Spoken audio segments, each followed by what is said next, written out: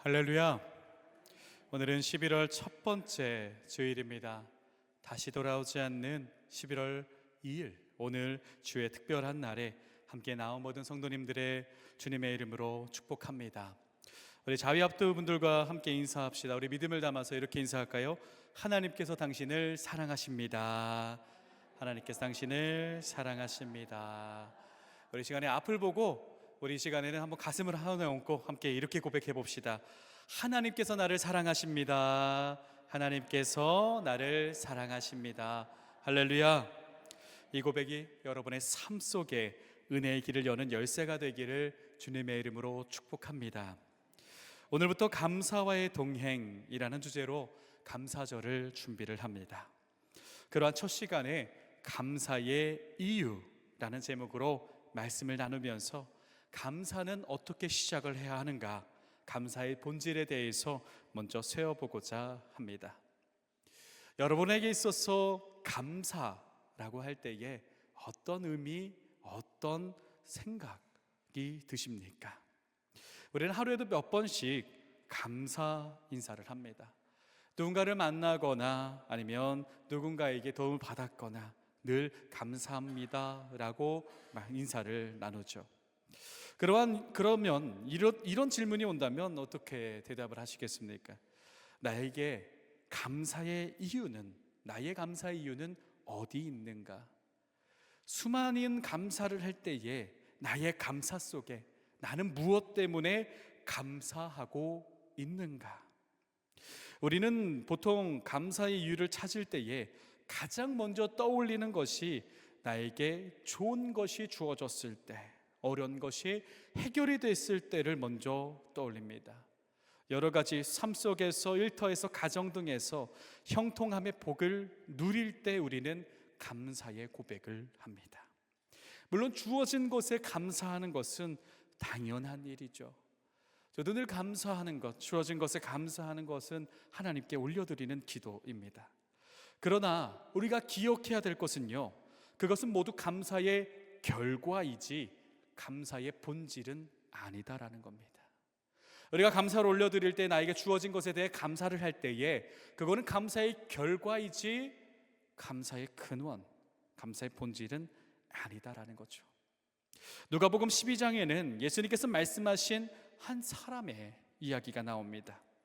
어떤 사람이 농사를 짓는데 그 연도에 큰 풍년을 맞게 됩니다. 그게 얼마나 큰 풍년이었는지 그가 평생 동안 바라던 것, 그 이상의 큰 성공을 받게 되었습니다. 그래서 마음이 너무나 좋고 기쁨에 넘쳐서 곡식들을 바라보면서 이렇게 말을 합니다. 내가 이렇게 하리라. 내 곡간을 헐고 더 크게 짓고 내 모든 곡식과 물건을 거기 쌓아두리라.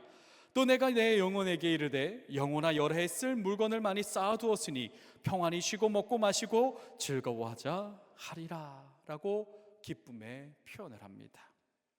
여러분 어떻습니까? 이상할 것 없는 감사와 기쁨의 표현입니다. 그러나 이 사람의 말 속에 한 가지 결핍된 것이 있습니다. 그것은 바로 모든 것을 허락하신 하나님입니다. 그는 주어진 것에 감사하고 너무나 기뻐했지만 결국엔 주신 하나님에 대한 기쁨은 전혀 없었습니다. 하나님께 향한 감사가 아니라 자기 자신을 향한 주어진 복에 대한 감사, 복의 결과만을 바라본 집중한 감사였던 겁니다. 그래서 이르분 하나님께서 바로 이어서 이렇게 말씀하십니다. 어리석은 자여, 오늘 밤 내 영혼을 도로 찾으리니 그러면 내가 준비한 것이 누구의 것이 되겠느냐? 하나님께서 이렇게 말씀하신 이유는 분명합니다. 겉으로는 풍요와 기쁨이 넘쳐 보이지만 그 속에는 허락하신 하나님이 없고 진정한 감사가 없었다라는 겁니다. 이것을 신학적 용어로 보면 내적 은혜의 결핍 속에서의 외적 경건이라고 말합니다. 내적 은혜의 결핍 속의 외적 경건. 사랑하는 여러분, 감사의 본질은요, 하나님께서 주신 결과를 셈하며 계산하는 것이 아닙니다. 감사는 상황의 결과로부터 시작되는 것이 아니라 나를 사랑하시는 하나님으로부터 시작되어야 한다라는 사실을 여러분 기억하시기를 바랍니다. 그렇기에 우리의 감사는요, 가진 것에서 오는 것이 아니라 하나님으로부터 흘러나와야 합니다. 진정한 감사가 우리 안에 흘러나올 때에 그 감사는 비로소 하나님의 중심이 되고 하나님의 생명이 되고 삶이 되고 예배가 됨을 믿으시기를 바랍니다. 그렇다면 여러분, 정말 우리가 이렇게 하나님으로 시작이 되어야 되는데 어떤 마음을 먼저 품어야 할까요?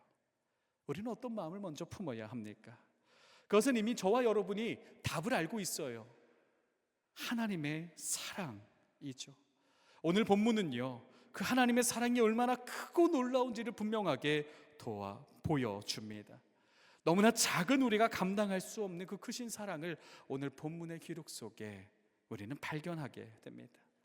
오늘 본문을 보면은 예수님께서 겟세마네 동산에서 기도하시는 그 모습을 기록합니다. 이 시간은요, 예수님의 마지막 고단의 시간이었지만 가장 지치고 가장 고통스러운, 그 누구도 흉내낼 수 없는 그 시간이었습니다. 그 시간 동안 예수님께서는 누구도 흉내낼 수 없는 큰 사랑을 보여주고 계십니다. 이 말씀을 통해 하나님의 사랑은 어떤 사랑인지 다시금 우리 안에 세우시기를 주님의 이름으로 축복합니다. 우리가 이 시간에 첫 번째 새겨야 할 메시지는요, 첫 번째로는 진정한 감사는 이미 내 안에 새겨진 사랑이 얼마나 큰지를 깨달을 때에 시작된다라는 이 사실을 여러분 마음에 새기시기를 바랍니다. 여러분 안에 있는 사랑이요, 쉽게 주어진 사랑이 아닙니다. 그저 거저 주어진 사랑이 아니다라는 겁니다. 우리는 값없이 그 사랑을 받았죠. 값없이 예수님의 사랑을 받았고 예수님의 고난을 성경으로만 우리는 바라보고 있습니다. 그러나 예수님께서 그 사랑을 주시기 위하여서 얼마나 힘든 길을 걸었는지 우리는 알아야 한다라는 겁니다. 오늘 본문 배경은 예수님께서 십자가 고난을 당하시기 바로 직전입니다. 그때 예수님께서는 이 땅에 공생 기간 중 가장 힘든 시간을 보내시게 됩니다. 예수님께서 잡히시기 전에 마지막으로 기도하시기 위하여 겟세마네 동산으로 예수님이 올라가셨습니다. 이때에는 보통의 예수님의 모습과는 다르게 이전에는 예수님이 기도할 때에 오직 홀로 시간을 보내셨습니다. 그러나 이때에는 제자들을 동행시키시면서 함께 그 시간을 보내시기 위하여 겟세마네 동산으로 올라가게 됩니다.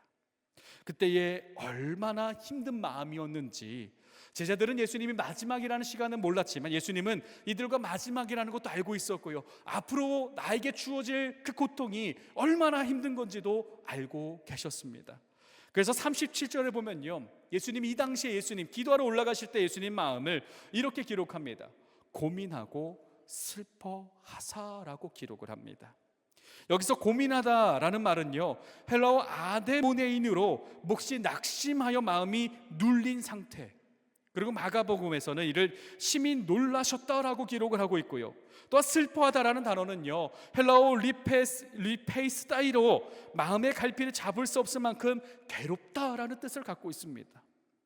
즉 예수님은요, 마지막 시간을 보내시기 전에 그 마음은요, 사람의 희노애락을 다 느끼시고 계셨기 때문에 마음은 갈피 잡을 수 없는 그 마음, 너무나 힘든 고통의 그 마음을 갖고 계셨다라는 겁니다.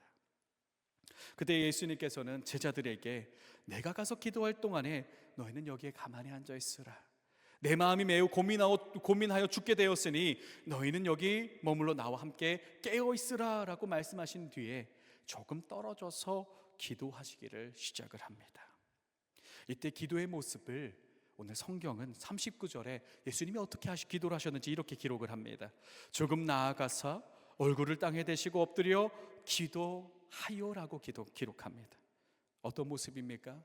얼굴을 땅에 대셨고 엎드리셨습니다. 앞서 그 고통의 마음, 힘들고 지치고 처절한 그 예수님의 모습 그 자체이지 않겠습니까? 그런데요 여러분, 여기서 놀라운 사실이 있습니다.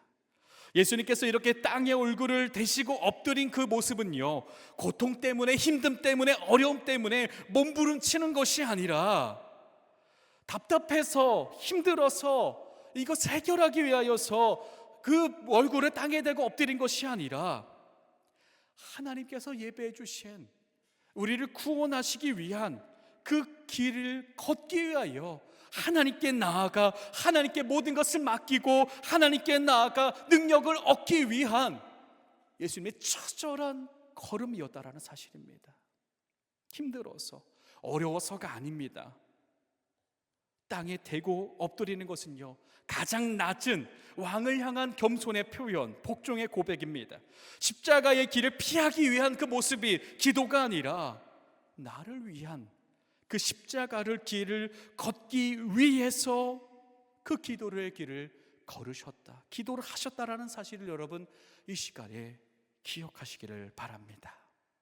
그러면서 예수님은요, 이어서 기도하는데 어떻게 표현할 방법이 없을 만큼의 그 기도는 놀랍습니다. 먼저 이렇게 기도하시죠. 내 아버지여, 만일 할만하시거든 이 잔을 내게서 지나가게 하여 주옵소서. 그런데 이어서 이렇게 기도합니다. 그러나 나의 원대로 마시옵고 아버지 원대로 하여 주옵소서. 분명 힘들고 지치고 어렵습니다. 그러나 이 길이 생명의 길, 나의 백성들을 위한 길임을 압니다. 갈 수 있게 그 사랑을 이들에게 마음에 줄 수 있도록 힘을 더하여 주시옵소서.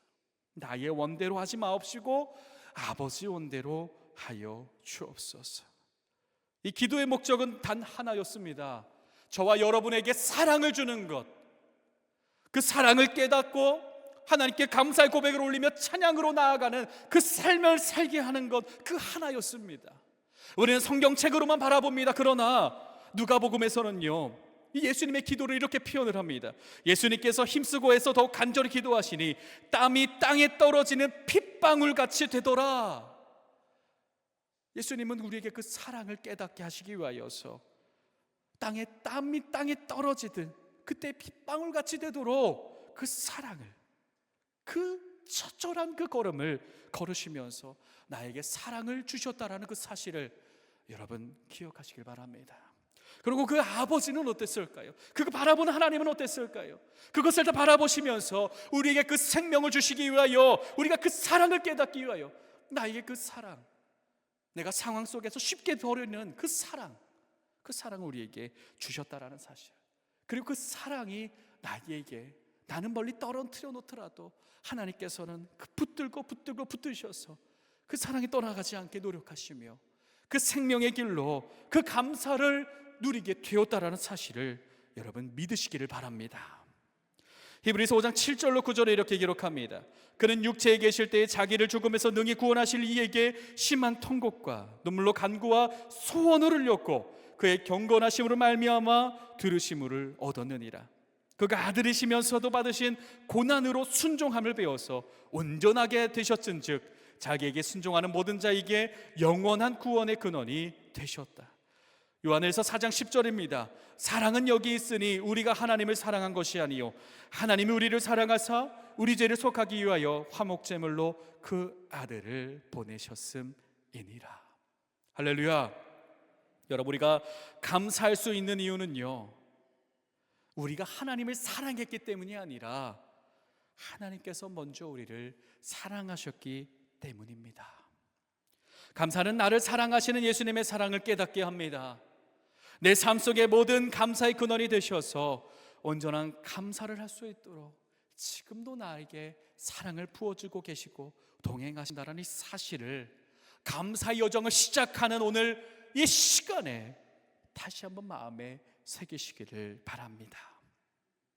여러분, 내 안에 사랑이 있음을 믿고 그 사랑을 깨달으며 감사를 하시기를 주님의 이름으로 축복합니다. 그때 우리는요, 주어지는 감사가 아니라 세상적 감사를 넘어서 나에게 진정으로 주어지는 올바른 감사, 진짜 감사의 여정을 시작하게 됩니다. 여러분, 우리가 감사할 때에 우리가 누리는 축복은 예수님의 그 사랑을 늘 묵상하게 한다라는 겁니다. 그 처절한 그 사랑, 우리가 그것을 기억할 때에 우리는 바로 감사의 사람이 됨을 믿으시기를 바랍니다. 그렇게 감사는요, 환경이 아니라 바라보는 시선, 믿음의 방향입니다. 내가 원하는 결과가 아니라 나를 사랑하시는 예수님을 바라보고 그 예수님을 보내신 하나님의 사랑을 바라보는 것입니다. 오늘 저와 여러분 모두가 감사와 그 동행하며 그 예수님이 나를 사랑하시고 그 사랑의 결정체인 하나님께서 그 사랑을 보내셨다라는 그 사실로 시작되기를, 우리 감사의 여정이 이 사랑만으로 시작되기를 주님의 이름으로 축복합니다. 세상은 감사의 이유를 찾습니다. 그러나 믿음의 사람은 이미 감사의 역사 위에 걸어가고 있습니다. 우리가 감사를 고백할 때마다 그 감사가 내 안에서 더 크게 살아나서, 우리 노트를 보면 감사를 적는, 하루의 감사를 적는 것들이 있습니다. 그 칸에 그 감사를 적어보면서 이것도 생각이 나고 저것도 생각이 나고 예전에 나를 이끌어 주셨던 그 감사도 생각이 나고 올 한 해 시작하면서 이루어 주었던 하나하나 감사가 시작이 되는 그 감사가 생각이 나서 주님께 기쁨과 하나님께 영광 돌리는 그 시간이, 축복된 시간이 흘러 넘치시기를 주님의 이름으로 축원합니다. 그리고 우리가 두 번째로 이 여정을 시작하며 세워야 될 메시지는요, 이 감사는요 끝까지 포기하지 않아야 한다라는 겁니다. 할렐루야. 끝까지 포기하지 않는 성도가 되시기를 주님의 이름으로 축복합니다. 오늘 본문에서 예수님께서는요 겟세마네 그 동산에서 기도하시면서 정말 고통에 파묻히셨습니다. 그러나 그럼에도 불구하고요 포기하지 않으셨습니다. 예수님께서는 힘듭니다 아버지 라고 기도하시면서 아버지 원대로 하옵소서. 두 번째 기도에서도 아버지여 내가 만일 마시고지 않고는 이 잔을 내게서 지나갈 수 없거든 아버지 원대로 하옵소서라고 기도하셨고, 또 세 번째도 기도하셨습니다. 그런데 오늘 성경에서 보면요 그와 상반된 인물들을 함께 기록을 합니다. 예수님께서 그 귀한 자리에, 그 처절한 자리에 제자들을 함께 동행하게 하셨습니다. 그러나 제자들은요 어떤 모습을 보였습니까? 예수님이 기도할 때에 잠에 들어 있었습니다. 그 성경의 그 기록을 연구한 그 학자들을 보면요 예수님이 그 기도하셨던 거리가 돌을 이렇게 던질 만큼의 거리라고 합니다. 가깝죠. 제가 이렇게 던지면 저기 있는 카메라 정도 될 것 같아요. 제가 마이크를 떼고 말씀을 전해도 다 들리는 위치입니다. 그런데 그 처절하게 얼굴을 땅에 대시며 처절하게 기도하실 그때 제자들은요 그 귀의 소리가 들렸음에도 육신의 피로함 속에 그들은 예수님의 모습이 보이면서 불구하고 잠에 들었다라는 겁니다. 첫 번째 기도를 마치시고 제자들을 깨울 때에도 그대로 또 잠에 들었고요, 두 번째 기도를 마치시고 왔을 때에도 잠에 들어 있었습니다. 그러면서 예수님께서 말씀하셨죠. 시험에 들지 않도록 깨어 기도하라. 마음은 원이로되 육신이 약하도다. 사랑하는 여러분, 이것이 바로 인간의 연약한 모습입니다. 알고 있으면서도 하지 못하고 깨닫지 못하는 바로 그 모습이 나의 모습일 수도 있다라는 겁니다. 이 14일의 동행, 그리고 성경책을 보는 건, 예배 자리를 지키는 것 알죠, 압니다. 그러나 어떻게 우리가 지키고 있습니까? 매일의 기도, 잠깐의 기도 해야 한다는 것 압니다. 그러면서 우리는 여러 가지 핑계를 대죠. 여러 가지 생각을 둡니다. 그런데 놀라운 사실은요 예수님은 그럼에도 불구하고 포기하지 않으셨다라는 겁니다. 나라는 사람을 포기하지 않으시고 잠든 제자들을 향하여서 너희는 왜 나를 실망시키느냐라고 책망하지 않고요 일어나 나와 함께 가자라고 오히려 말씀하시면서 그들을 불러 일으키셨다라는 겁니다. 제자들을 부르신 예수님이 지금 저와 여러분을 부르고 계심을 믿으시기를 바랍니다. 지금 저와 여러분에게 손을 대시면서 일어나 나와 함께 가자. 네가 할 수 있도록 힘을 주리니 그저 나의 힘을 받고 나와 함께 가자. 그러면 감사가 흘러넘칠 것이야 라고 말씀하시고 계심을 믿으시기를 바랍니다. 우리의 인생길에 감사가 사라질 때에도 예수님은 동일한 모습으로 포기하지 않으시고 나에게 손을 내밀고 계시고요, 언제나 기쁨이 넘칠 때에도 우리에게 손을 내미시며 함께 더 기쁨 세계로 인도하고 계신다는 사실을 이 시간 마음에 세우며 다시 한번 결단하며 나아가시기를 바랍니다.